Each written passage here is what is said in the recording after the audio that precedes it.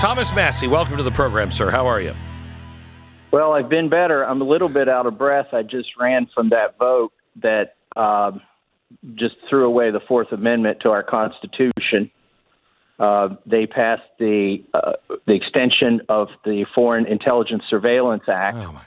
Of course, it's been used to spy on Americans, so it's misnamed. But was it even close? It was close in a way. We only needed 1/3 of the House to vote against it to stop it.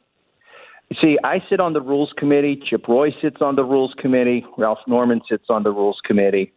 We have a blocking position, and we said you're not going to mash this thing together with the funding for our military and put it on the floor. That's the swamp way of doing things, and we're done with that. So instead of bringing the bill through the Rules Committee, as most bills go, they brought it on the floor without going through the Rules Committee by suspending the rules. Jeez. Now, they can do that, but then they have to get a 2/3 majority vote. So we needed 140 votes, roughly, out of the people who were present to stop it. We got 118. 118. I would assume most of them Republicans, but I hear there were some Democrats that were against this as well. Yeah, we had 73 Republicans vote against this and 45 Democrats vote against it. Listen to this, America. Just 76, did you say? Republicans. Yeah. That is insanity. What are these people thinking? Well, Glenn, they put you in a skiff here, one of these secret rooms without your phone, and they try to convince you the world's going to end if you don't allow them to reauthorize this. But that's a false choice. We passed a reform to this that would require the government to get a warrant out of Jim Jordan's Judiciary Committee, another committee that Chip Roy and I sit on.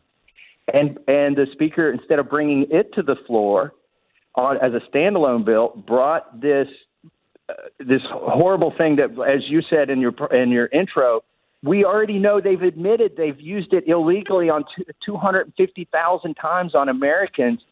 They brought this same program back to the floor, and they say it's a 4-month reauthorization. But as Mike Lee, who's read the bill, points out, it may be more than a year reauthorization because they'll just reset the clock in January.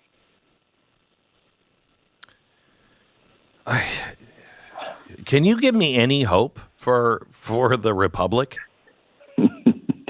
People ask me, is there any hope? I say, I am here on the 5% chance that we can fix it, and on the 30% chance that it all goes to hell, and I live through that, and I can be here to try to put it back together.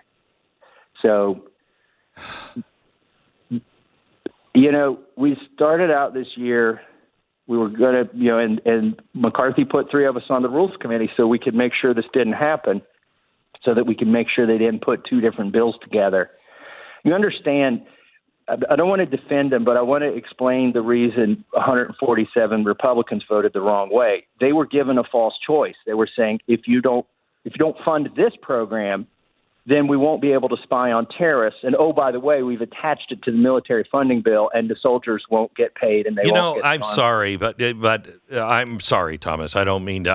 I'm probably as mad as you are, but you're being much too kind. I'm sorry. If you're in Congress and you fall into that trap, which has been used over and over and over again by both sides, you're a moron and not smart enough to be in Washington, D.C. Sorry. It's Lucy and the football. For some of us who've been here 10 years, we've seen it about 3 times because this program comes up for reauthorization every 4 years or so. But you're right. They use the same tricks over and over. And in the classified rooms, they give you examples of how this program's been used to stop terrorists, but they don't give you examples of how being able to spy on Americans without a warrant has ever been able to help them stop a terrorist. Does CTIL ring a bell with anyone? Are they even paying attention? You know what Matt Taibbi and Schellenberger came out and testified to about CTIL and the program of psychological ops being run on the American people. The last thing this government needs is more power. You know, everybody on the left and the media, oh, Donald Trump is going to be a dictator. What's the difference from what we're doing right now? What's the difference? Here's what's so frustrating to me, Glenn, is I've waited a decade to get a chairman of judiciary or a chairman of Intel, and in this case we got the chairman of judiciary who actually cares about this issue, Jim Jordan. And Mike Johnson served on this committee. He was working on this problem with us. Then he became speaker, and he won't bring the judiciary bill to the floor. Why? What part of his soul do you think he sold? I don't think he sold his soul. I think they have put him in one of these rooms and shown him the extra super classified stuff and convinced him that if he doesn't do this, there'll be a terrorist attack on January 1st. There's going to be a terrorist attack in this country because our borders are wide open. That is true. I mean, you cannot have it both ways. You can't say we have to have this tool because terrorist attacks are going to happen, but we're letting 5,000 people in every day. You can't have it both ways. Listen, I'm sorry. But your frustration is an expression of the frustration of your listeners and of my voters. I am Chip Roy. I got to give him credit. He called a motion to adjourn before they brought this bill up. He tried to adjourn Congress. He should have He should have pulled the fire alarm. They don't do anything about that anyway. I guess we should all pull fire alarms. Yeah.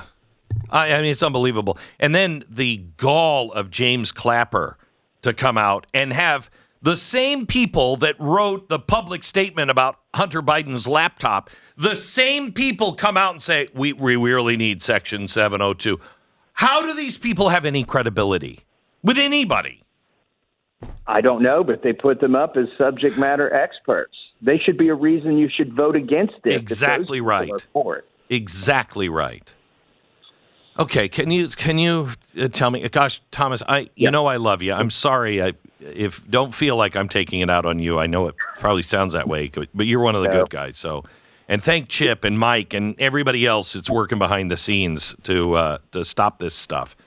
There's a little bit of hope, Glenn. Let me give you a little bit of hope. We still have the judiciary bill. They could still bring it to the floor. We could still pass that in the House. That's what we need to do. There's a fake reform package that the Intel Committee has passed. We do not need to bring that to the floor. Actually, Chip Roy and I and Ralph Norman stopped that from coming to the floor this week, the fake one. So there's a real one on the docket. They could mark it up in January, February, March. That's what we need to do. It's got reforms like get a damn warrant. It's got reforms like criminal penalties for people who abuse the program. It's got reforms like congressmen can go over there and look at what's going on kind of reforms. I think it's a serious bill. That's the one we should bring to the floor, and we should do it as soon as we get back after Christmas. All right. What else is being sneaked by the American people in the holiday season? Because this is when it always happens. What else is going to happen? Well, while I've got you on here, here's what's coming up next. They did the extension, the CR. Yeah, of course they did. CR into January and February. But you remember I got a provision that if they keep doing CRs, the whole budget gets cut 1%. I know that's not enough, but that will kick in April, and they are freaking out right now. And when over 1%? Over 1%, like the world will end if we spend 1% less this year than the Democrats did last year. Joe Biden farted out $200 million to Ukraine, and that wouldn't. I mean, that's not even touching 1%. Are you kidding me? They're freaking out. They are freaking out, right? 1% is $15 billion, and Joe Biden's asking for another $60 billion. He's asking for 4% of our discretionary budget additionally to go to Ukraine, and they're freaking out over this 1% cut provision that I got signed into law. They did this out of desperation, but now it's coming up. They will move heaven and earth to get out of that 1%. That's what everybody needs to be watching, I think, right now, is whether they cheat us out of the 1% cut. that Chuck Schumer voted for and Joe Biden signed so that they could get the debt limit through. Unbelievable. Well, Thomas, thank you for all the fight that you guys are doing. And I know, because I hear from you guys personally, I hear from you, late at night, what the hell am I still doing here? It's not making a difference. You are making a difference. And at least somebody is standing up to all of this. Can I ask you, do you have an opinion on the Supreme Court taking the Donald Trump case? Or not the Donald Trump case, but the what's his face, the prosecutor, that case?